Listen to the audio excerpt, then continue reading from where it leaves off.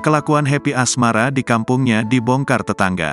Pedangdut Happy Asmara dikenal sebagai sosok yang kaya raya dan dermawan pada orang-orang di kampungnya, yakni Srikaton, Ringin Rejo, Kediri, Jawa Timur.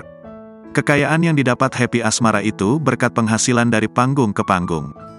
Bahkan jadwal manggungnya luar biasa padat, bukan hanya di Pulau Jawa tapi juga sampai ke Sumatera dan Kalimantan. Baik untuk acara pentas musik atau diundang nyanyi di hajatan pengusaha atau pejabat. Happy Asmara juga sering muncul di program televisi.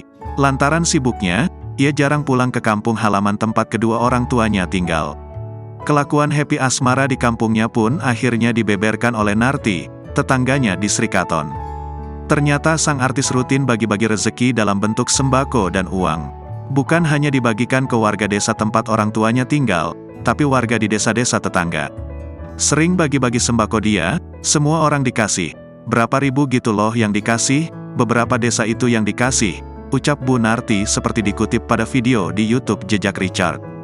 Biasanya, ex-kekasih Denny Caknan itu, bagi-bagi rezeki di momen Ramadan, Lebaran, hingga momen ulang tahunnya. Miskin kaya semuanya dikasih. Alhamdulillah, Mbak Happy baik banget, kata Bu Narti yang pernah dapat bantuan 2 mobil dari Happy Salma saat menggelar hajatan. Begitulah Happy yang kini menjadi orang terkaya di desanya berkat karir nyanyinya yang cemerlang. Termasuk membangun rumah mewah di desa Srikaton, yang saat ini ditempati oleh orang tua dan adiknya. Rumah tersebut sangat luas dengan pagar tinggi dan gerbang yang cukup lebar. Adapun Happy Asmara kini sedang membangun gedung studio yang juga sangat megah di desa Sumberjo, tak jauh dari desa Srikaton.